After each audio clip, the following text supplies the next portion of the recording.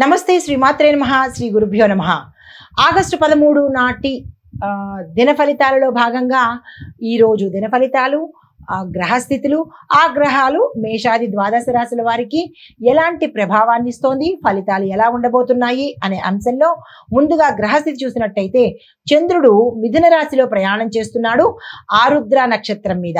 అయితే గురుడు వక్రంగా వృషభంలో ప్రయాణం చేస్తున్నాడు.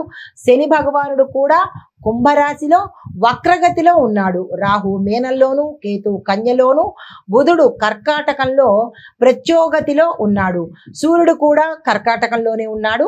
మంగళుడు శుక్రుడు ఇద్దరు కలిసి సింహరాశిలో సంచారం చేస్తున్నారు.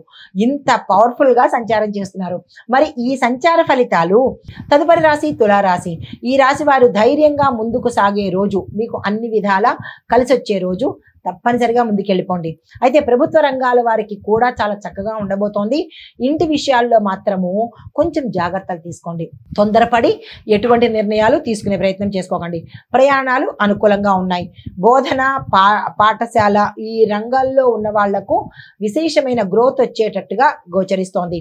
అయితే మీకు చెప్పదగిన పరిహారము లక్ష్మీనారాయణ స్వామి వారి పూజ మీరు ఈరోజు తులసి దళాలతో చేసినట్టయితే కనుక మంచి ఫలితాలు పొందుతారు. తదుపరి రాశి వృశ్చిక రాశి. ఈ రాశి వారి యొక్క ఫలితాలు ఖర్చులు నియంత్రించుకున్నట్టయితే కనుక కొంత ఇబ్బంది లేకుండా ఉండే అవకాశం ఉంది. రుణాల జోలికి ఈరోజు అస్సలు వెళ్ళకండి, ఏమీ బాగాలేదు. పాత రుణాలు తీర్చే ప్రయత్నమే చేసుకోండి. దానివల్ల మీకు తలనొప్పులు వచ్చే అవకాశం కనబడుతోంది. అనవసరమైన పనులకు సమయాన్ని కేటాయించకండి. హఠాత్ నిర్ణయాలు ఈ రోజు ఏది తీసుకోకండి, ఎవ్వరూ కూడా తీసుకోవద్దు. వాస్తు సంబంధిత వ్యవహారాలలో జాగ్రత్తలు తీసుకుని ముందుకు వెళ్లే ప్రయత్నం చేసుకోండి. వ్యాపార పెట్టుబడులు ఏదైనా చెయ్యాలి అనుకుంటే కనుక జాగ్రత్తలు తీసుకుని అనుభవజ్ఞుల సలహా తీసుకుని ముందుకెళ్లే ప్రయత్నం చేసుకోండి. అయితే ఈ రోజు మీకు సుబ్రహ్మణ్యేశ్వర స్వామి ఆరాధన చేయడంతో పాటు ఆలయంలో మీ పేరిట అభిషేకం చేయించుకుంటే కొంత వెసులుబాటు ఉండే అవకాశం కనబడుతోంది. తదుపరి రాశి ధనస్సు రాశి.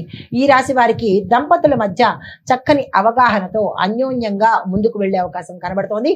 నూతన సంప్రదాయాలు, నూతన కార్యక్రమాలలోనూ, నూతన శుభకార్యాలలోనూ ఇలా నూతనంగా మీరు ఏది చేసినా కానీ అందులో పార్టిసిపేట్ చేస్తారు. దాంతోపాటు మీరు ఏది చేసుకున్నా కానీ సక్సెస్ వచ్చే అవకాశం కనబడుతోంది. ఆ దిశగా ప్రయత్నం చేసుకోండి. అయితే విద్యార్థులకు మాత్రము విశేషమైన ప్రయోజనం ఉండబోతోంది. ఆదాయ మార్గాలు కూడా మీకు అందుబాటులోకి వస్తాయి. కొత్త ఉద్యోగాలు కూడా వస్తాయి. ఉద్యోగంలో స్థాన చలనాలు కనిపిస్తున్నాయి. అయితే మీకు చెప్పదగిన మంత్రము గురుగ్రహ స్తోత్ర పారాయణ తప్పనిసరిగా చేయండి. గురు సంబంధిత ఆలయ దర్శనం చేసుకోండి.